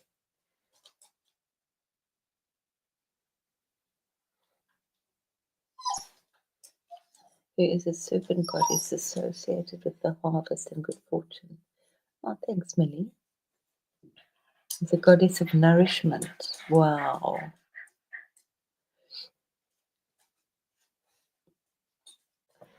They often they do they keep a lot of cultures keep have snakes in the granaries, and they don't like kill them. They like sacred. Yeah. Ah. Yeah, this is what happens when you go off social media and you go into meditation mode, Victor. You know what, Victor? You will go. I see you going on a retreat, on a really nice like meditation retreat. You know, the Muslims do this so often. They tell the men go off. You know, I know that Adam talks about when he went on the sweat lodge, but we should stop talking about when we went on them and do them like constantly. I've learned so much from my Muslim lawyers. They were like such a big deal. The one guy was like, oh yeah, no, but I used to have to do like so much gratitude stuff. He says, no, but you should do it every day. At least once a week. Yeah, okay. Because he'd just gone on a gratitude retreat. And it's I don't know what the word is. I can if it's haram or hara or something, I don't know. That these are things that they should do, that they have to do. They have to go learn. So they will go away for the weekend on a spiritual retreat. And remember, these guys are praying a minimum of 3 times a day, 4 times a day. Minimum. Every Muslim is praying a minimum of twice. But they will venerate at midday as well, because they'll hear all the bells around and they'll know. They have no mirrors in their house. So this ego thing is gone. There's a lot to be said, you know. We've got truth wave. We're so lucky that we've got a minimum twice a day. Thank you, Victor. Yeah. But it's the morning and the midday, and the afternoon, and before you go to bed. Many pray even more, and that's they read the Quran. But they don't have things with eyes because the soul isn't. But they trick everything, you know. I used to like sew, and I could make animals without eyes, and they were fun. Ah, very interesting. Well, I'm so glad you're enjoying it, Angela, and it's just always the right people here. I love it. So yeah, this was a little bit of a deep end. I mean, this is not what I'm into right now. This is what I'm just sharing for you because I've got something else I'm doing. But I thought it was important to share this for you. Yeah. What a trip. What an absolute trip. Okay, so they schlooped the brain out the nose. And they threw it into the river for the crocodiles. They were very clear that they threw it into the river for the crocodiles. So now why? Okay. The brain was not seen, and this is, I mean, it's so obvious, okay, why the brain was not mummified. So you're going to know the right questions. It's a big saying, and that's been for me for years and years and years. We have all the answers, but do we have the right question? And that's like in some circles, what's the buzz with AI at the moment is it's making us come up with the right questions. And that's really wonderful. And I don't know where I sit with AI. Okay, I'm not going to comment about that. But on one level, it is really huge that it's just giving all this beautiful knowledge. If you also know, but you've got to also be careful and check it and test it and whatever. Anyway, let's not go there. Why the brand is, oh shit, there's a big book being launched by AI tonight. And It's a free launch. Yes, I'm going to listen to it. It's like it's going to blow the whole spiritual world apart. And it's got nothing to do with that idiot. What's his name? I used to think he was the most gorgeous looking man in the world. I'd say to my mother in my dreams, Mummy, this is one, and you just love the way his brain works. Robert Edward Grant. But I do not like where he's going. It's just my own personal thing. The creeps at the moment. But that's just my own personal thing. The brain was not seen as the seat of consciousness. In ancient Egypt, now listen, hear ye well. Why the fuck did they fuck around with their religion so much and make it so twisted? Because they had it all so simply. Hear ye well, my little thing in my ear. The brain, don't you love that with my thing in my ear? The brain was not seen as the seat of consciousness.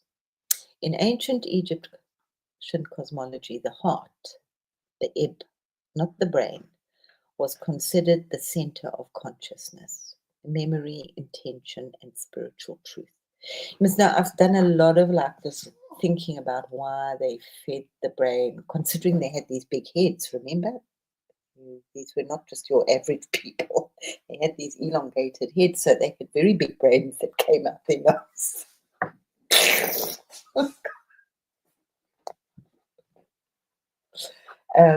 And they fed it to the crocodile. But then I knew that the crocodiles were sacred, so I didn't know why they fed it to the crocodile. But anyway, here we got it. Some of it was considered the center of consciousness. Okay, not the brain. Okay. The brain, okay. In ancient, the heart, the ib, not the brain, was considered the center of consciousness, memory, intention, and spiritual truth. The heart was weighed against the feather of Maat, truth, in the afterlife. And remember who leads us down there? We've got the dog. What's his name? I've forgotten. Yeah, but not doing the Egyptian stuff. The dog, yes, you there. And you also, the waters there, we're going on the river of, I'm not into Egyptian stuff at all at the moment. Not the river Styx, you know what I'm talking about. The halls of Amenti. There we go. I rode you all down there. Rode us a while down there.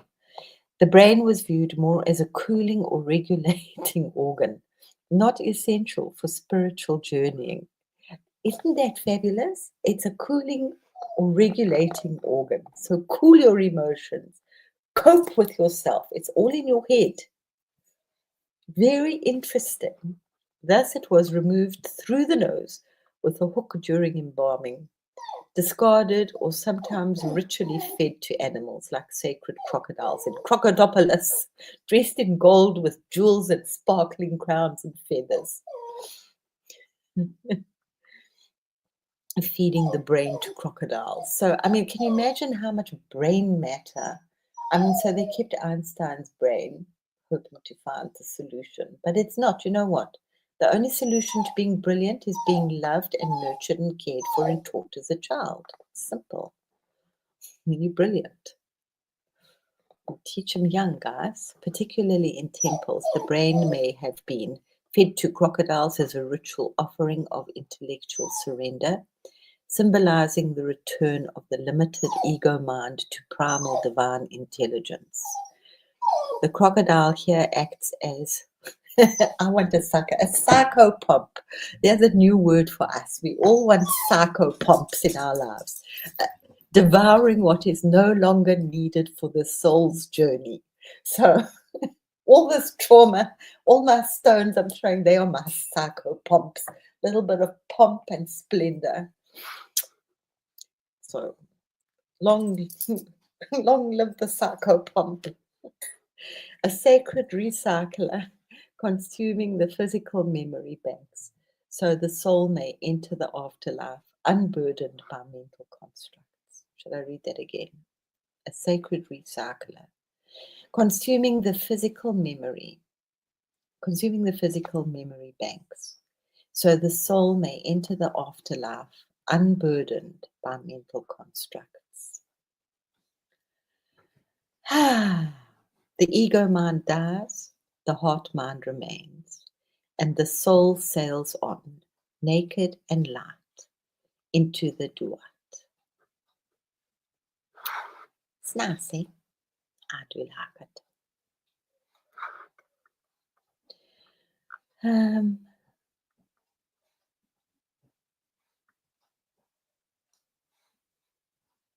why the heart was kept. The ego death before rebirth. And it's just so important. A little while ago, when I started working with how to die, not in a morbid way, not at all in a morbid way, but I want to know how to die before I die. I mean, that's just so wonderful. And the old Hindus sleep on the left side because your body, your spirit goes out to one of the holes in your face, in your body. Okay, usually out to. And an Indian thing that they do quite soon after somebody has died is they actually plug up all the holes in the body so that the soul can't find its way back into the body. They must go. But if you want to go onto a spiritual path, you must come out of the right eye.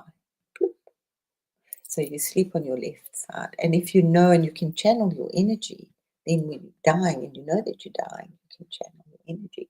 So this is why people can just those blessed monks that were so tortured in Tibet at one stage, could just go into samadhi because they can just meditate. And I know where I'm going. I'm going out here. I'm sure it's also part of the way that, if I'm thinking now, that they most probably leave the body when they astral travel.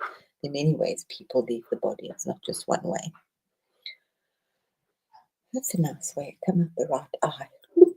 I'm glad I saw my left eye's blind, but my right eye can still see nicely. Well, got holes in it. Okay, offering as divine judge. Sobek was seen not only as a protector, but as a judge. He's the crocodile god, remember?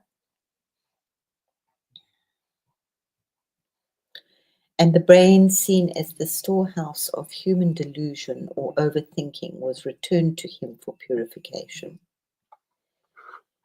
Feeding the brain to a crocodile invokes a ritual ego death, where logic and linear thought are surrendered to divine instinct, chaos, and rebirth.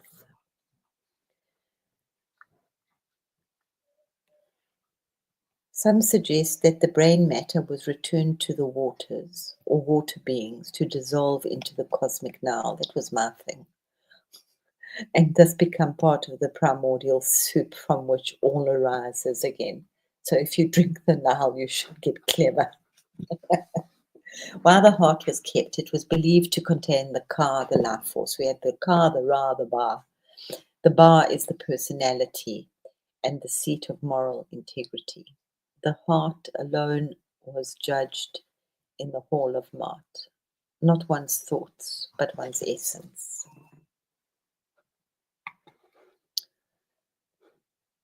So to feed the brain, so we can all go feed our brain to the crocodiles. What I have thought I am, I now surrender. Let that which is eternal and true remain. So just it's letting go of the ego in a different way, in quite a nice way, in a reverent bow before the waters. Go and throw your pebbles. Victor, I was talking earlier on about putting my traumas and my grief into pebbles for the last few days and throwing them into the lake. And just letting them go if you're still here. Oh, Victor went. That's okay. He's gone to eat. I'm going to get hungry again. I'll see you guys later. And what I pulled up and shared just before they compared all a name to Mart. Yeah, Mart is amazing. Mart is the canopy over the stars, eh?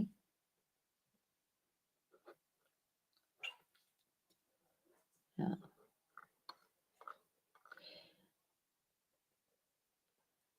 Cool.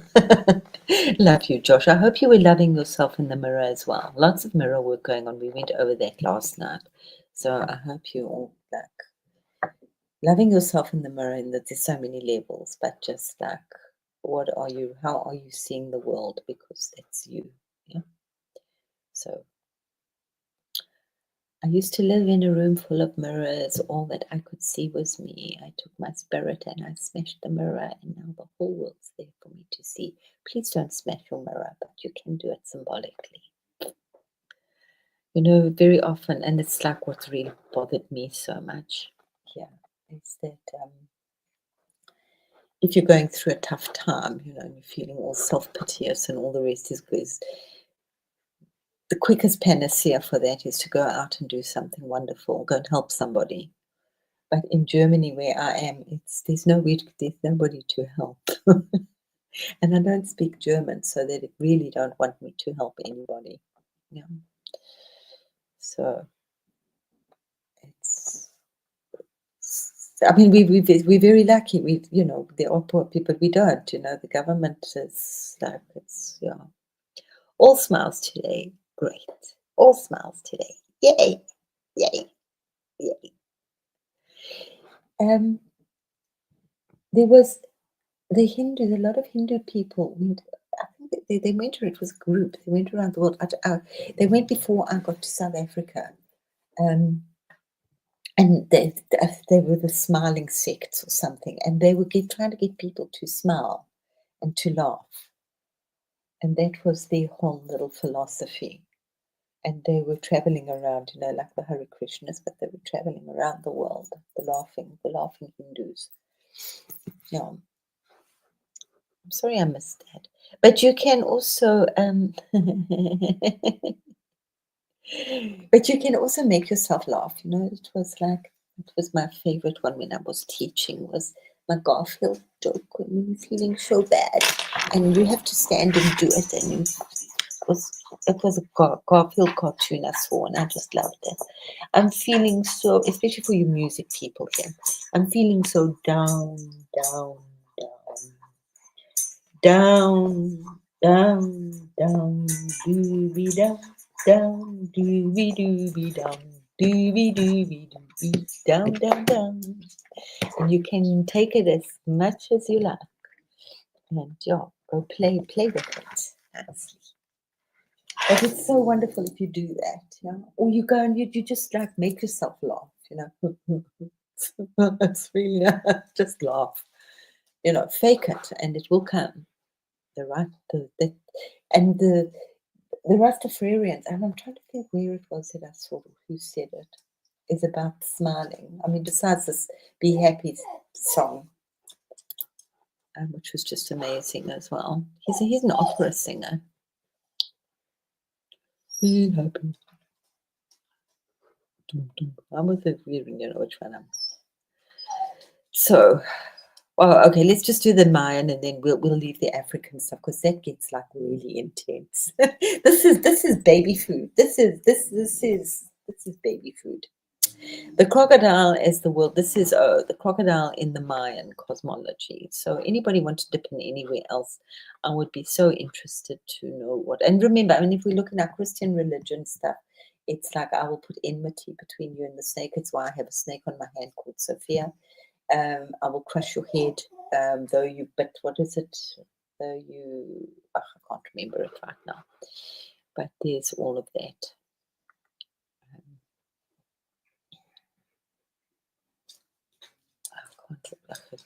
Because it is important. It's about crushing the head of the snake when the Mother Mary does that. Anyway, maybe Grace or Millie can help us. The crocodile, okay, this is the Mayan stuff. Came in Mayan cosmology. They didn't call them crocodiles. The crocodile is the world mountain, Earth itself. Let's give us the Mayan stuff. And now you can have a look at the Mayan stuff. I was so lucky. I did a lot in art with the Mayan stuff. This was just being stupid. This is Mayan stuff. This is the crocodile of the Mayan. And look at this. I mean, I did a lot of art and I did a lot of fabric painting with the Mayan art. So art is a wonderful way to learn spirituality without going too crazy.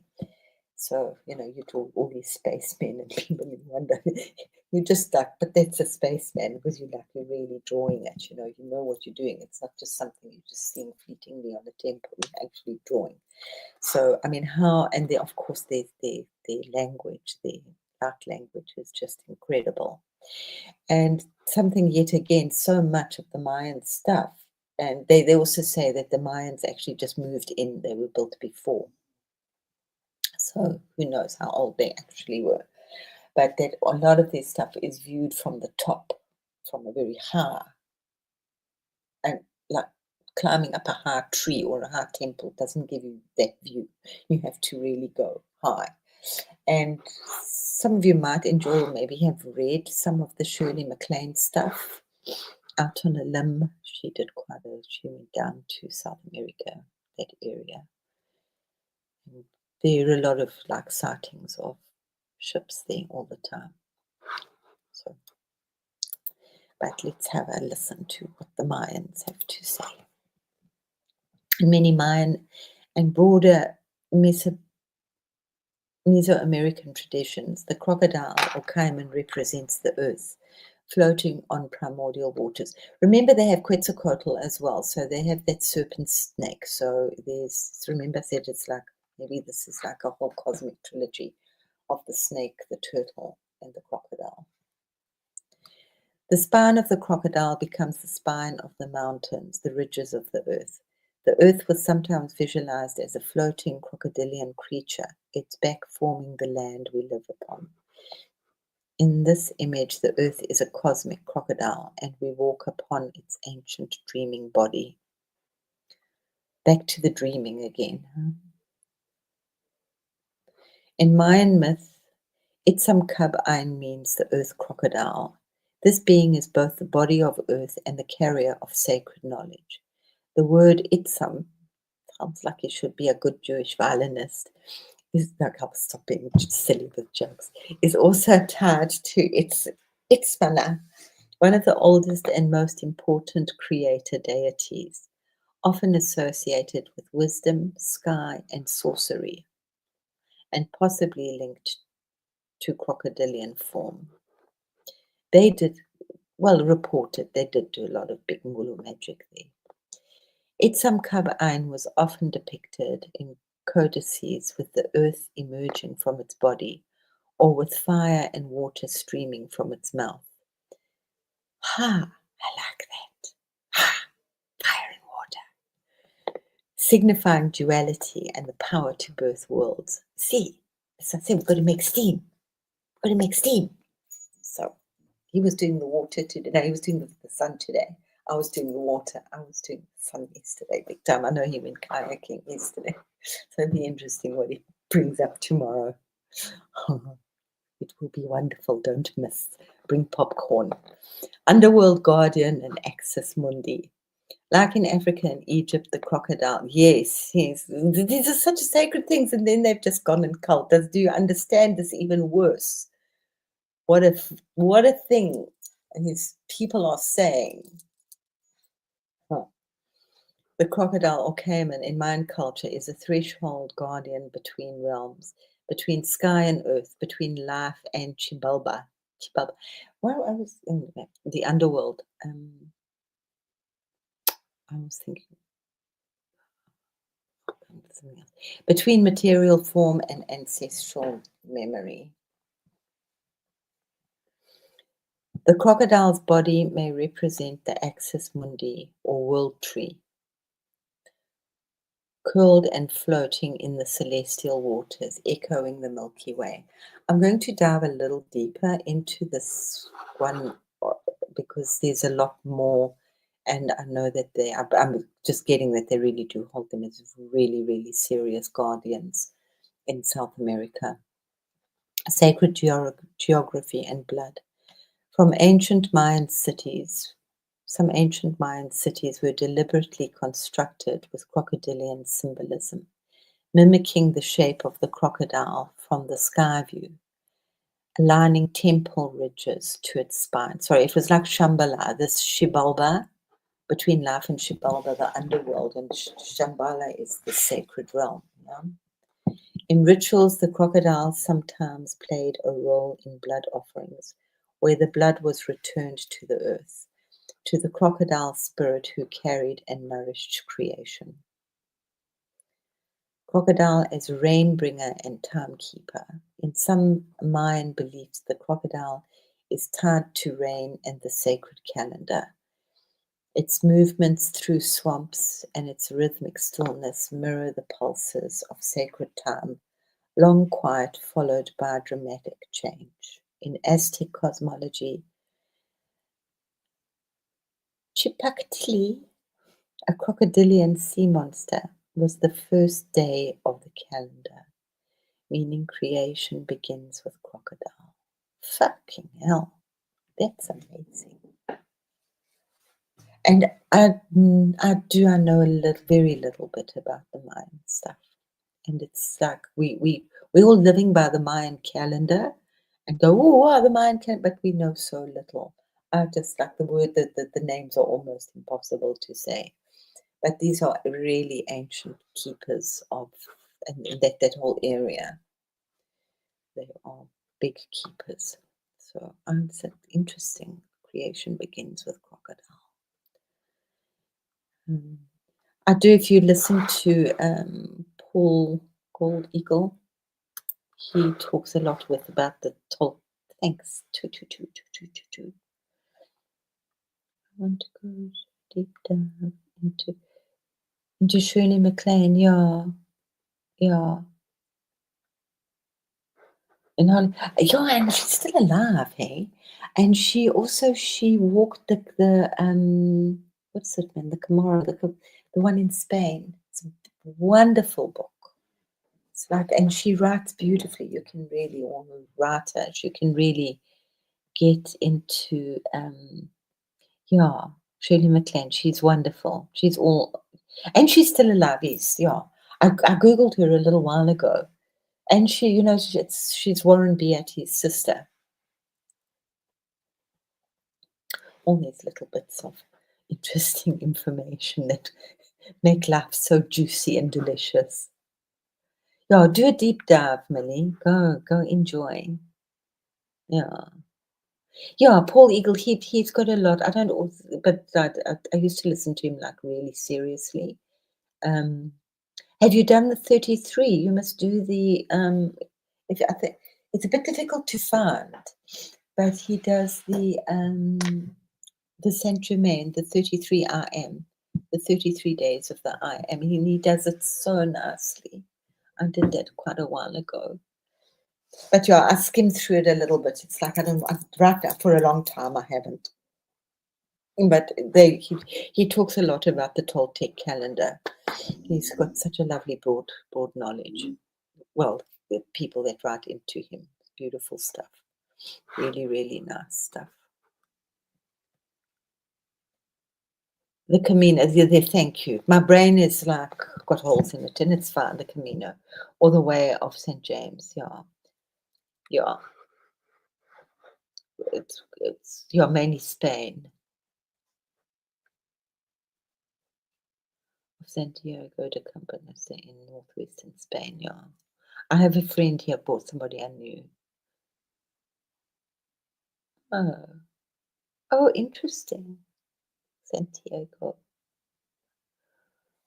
So you originally you got a lot from Cuba, you said, I know, and from Spain.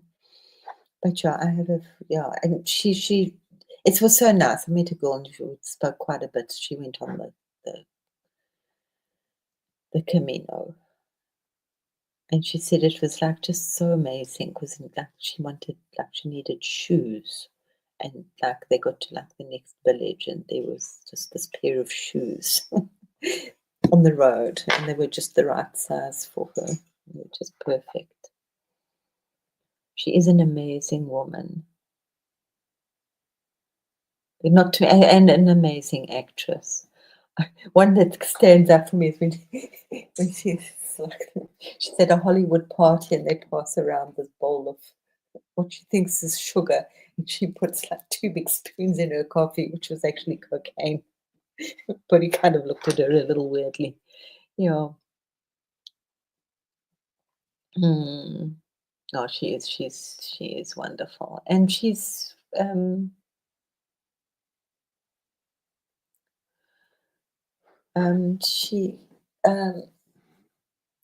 she's really been a voice. She's made it work for her and put her voice out there. It wasn't easy for her, I promise you. She was also like seen as quite the idiot, you know. But she's did stand against Hollywood, and she's really about the only person that really did a lot of that stuff in South America, up the mountains there with the aliens. Hmm. But yeah, and I remember in the Camino. I wanted to do the Camino. I might still do it one day. But yeah, go read it. It's her books are wonderful. You can really like. Well, now I'm jealous because I can't read. I can't read a book anymore. Oh, my eyes don't work nice enough for that. But it's okay. They work for other things. But yeah, with her writing, you can really fall quite deeply into her stuff. So I'm definitely going to have a look, do a little swim. I'm not going to do a dive. I'm just going to do a little swim and paddle in the pools of the Mayan stuff. And then, but I'm not going to go into the African stuff.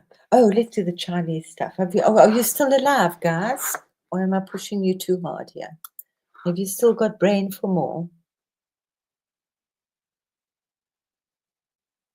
Yeah. Yeah. Yeah, they often say, who was it? And I mean, he had a relationship with Madonna as well. I love Madonna. She's such a goddess. She really told everybody to fuck off. You know, I kind of watched her grow. I think also because she's born in the same year as my sister, and it was always like, oh, such different people. How could this happen? But we'll talk about Madonna another time.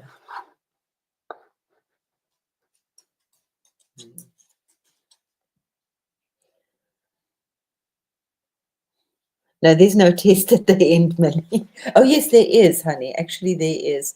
You're going down the road, the river of Amenti, and you're going to remember that your hearts and that your brain you can throw to the crocodiles, and that you can let go of the ego. So yes, there is a test. There's definitely is a test.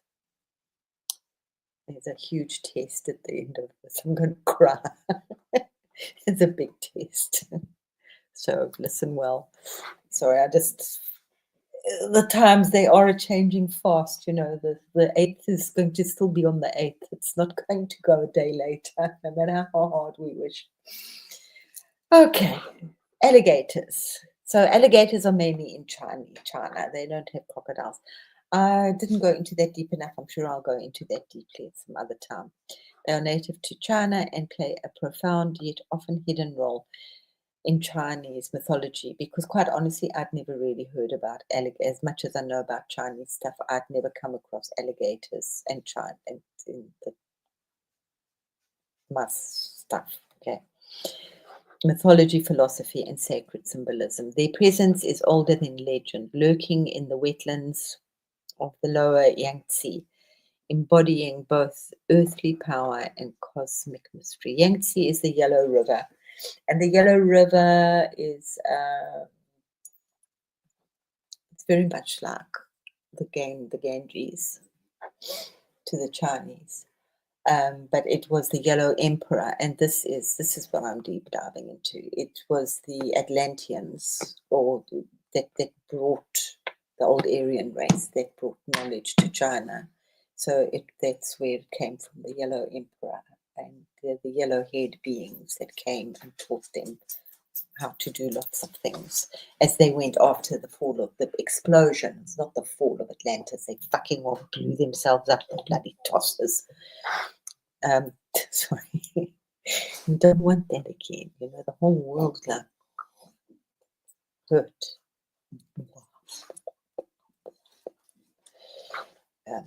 Yeah, and there were some that did manage to survive. You know, some of those that built bunkers. You know, And they thought then they went out and like educated the world. Where they originally came from, we'll get another day. Okay, embodying both earthly power and cosmic mystery. We're back to the crocodiles, and these are alligators. Let us wade into the still waters of Chinese tradition and discover the ancient dragon in alligator form. So that makes more sense. The Chinese alligator, the Yangtze dragon, and it's called a long. So anybody that's got the Long, that's a dragon, is in Chinese. So the alligators as proto-dragons. The Chinese alligators is believed by many scholars and shamans to be one of the earliest living inspirations for the Chinese dragon, or the long. Its scaly, sinuous body, ability to bellow thunderously, and affinity with rivers and rain places placed it within the mythic category of divine water beings. The dragon, far from being fire-breathing, was originally a water spirit, and the alligator was likely its earthly echo. The rainmaker, the thunder roarer, and guardian of the fields. In ancient times, the alligator was revered as a rainbringer, especially in southern China, where rice cultivation depended on seasonal floods. Its roar was said to summon storms, and rituals were held to call rain by invoking or imitating the alligator's call. These guys really needed the water because that was their food. Somewhere along the line, I've also heard that rice is actually a man-made cultivated thing. It's not a natural thing. And I know that the Chinese were making rice for anybody that wanted rice. They were developing. What kind of rice do you want? You want fat, juicy rice? You want longer than skinny rice? What rice? We'll tailor make the rice to grow for you. They're very clever at this, the Chinese people. It was a thing actually with Dubai, they're greening the desert and planting rice in Dubai, So rice that doesn't need much water, and they tailor-made Dubai rice. Anyway, that's recent. That's what's happening like the last 10 years or so. As such, farmers honored the alligator as a sacred being. In times of drought, they conducted ceremonies at riverbanks, appealing to the spirit of the crocodilian rain being to bless the land. Earth and water, the yin-yang of the alligator. The Chinese alligator symbolizes the balance of yin and yang. Earthbound, yin, but able to stir water and sky, yang. And those guys can thrash. It is both silent and sudden, patient and fierce. That's absolute yin-yang. Its body moves between stillness and eruption, like the Tao itself. If you want to read any good book, like spiritual book for right now, really read the Tao Te Ching. It's got very nice bits of wisdom to embrace and to live. Not easy to understand as in, yes, boo, but it has deep earth, ancient wisdom, like just the Wu Wei. As a living expression of Taoism principle, it embodies the stillness in power, which is the Wu Wei, which is the nothing. Right timing and spontaneous action, harmony between realms, water and land and sky.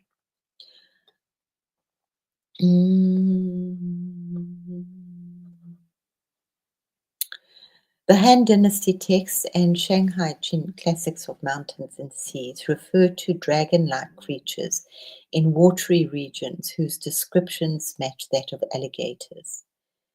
In Fujian and Jiangsu provinces, local deities were worshipped who took crocodilian form, sometimes appearing as half-dragon, half-alligator spirits. So if they're doing the dragon, they really are venerating the crocodile or the dragon very much. Who knows? And this was interesting. So I never saw this before. So it is the alligator. We learn something always. The alligator in feng shui and sacred landscape. In feng shui, the landscape is often described using animal metaphors. The green dragon, which I love, and the white tiger, which I also love.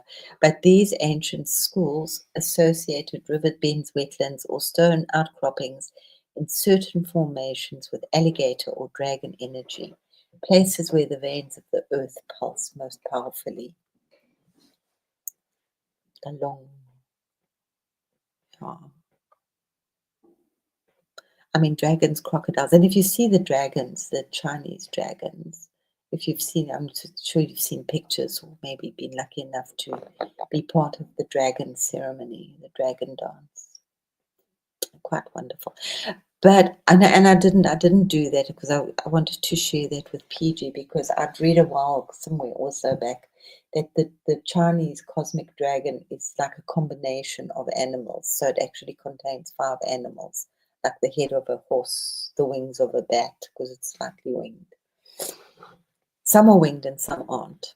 Okay, the alligator as a cosmic bridge. To the ancient Chinese, the alligator is a real dragon, one who walks the earth, breathes with the sky, and remembers when water ruled the world. It is the keeper of the Tao, a silent master of patience, and a reminder to move only when the waters align.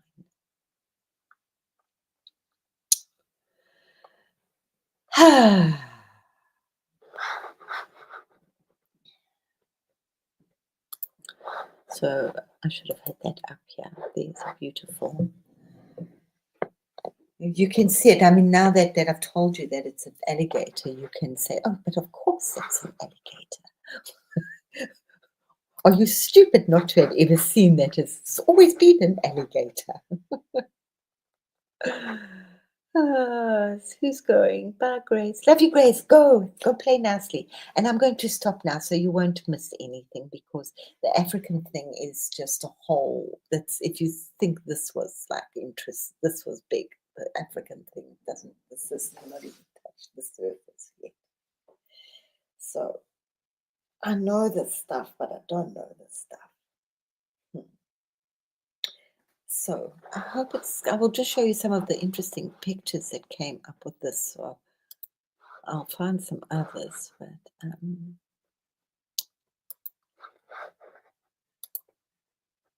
interesting.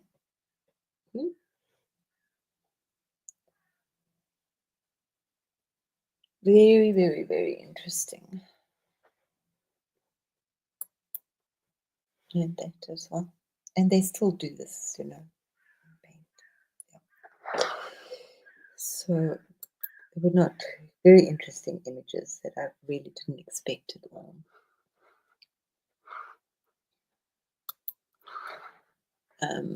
But back to remind you. Oh, here we're going. Oh, I don't have these guys here. I'll put them up. They're quite scary. I didn't put them up because I thought everybody, because they're so reptilian. It's like, oh no, Crystal's not got us talking about reptilians.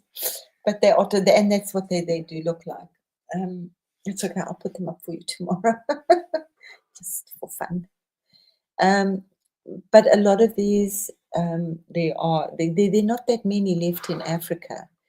As I said, they were taken, and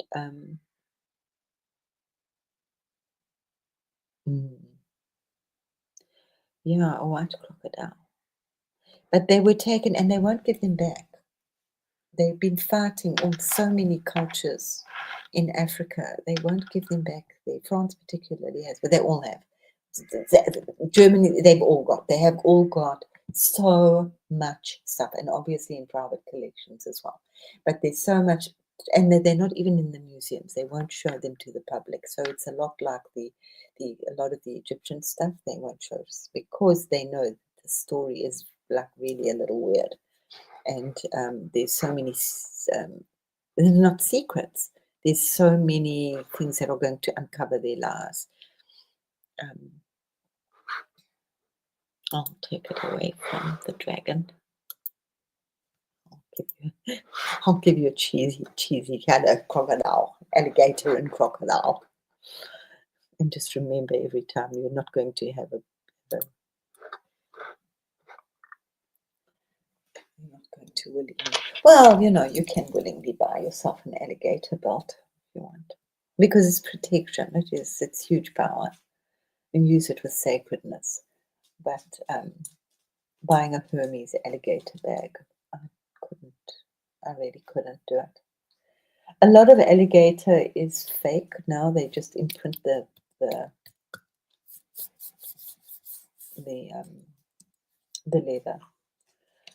I think once upon a time it was quite different when there weren't so many people demanding these things, and they were really reserved for the shamans. You had to either, found them or collect them or be given them or initiated into them.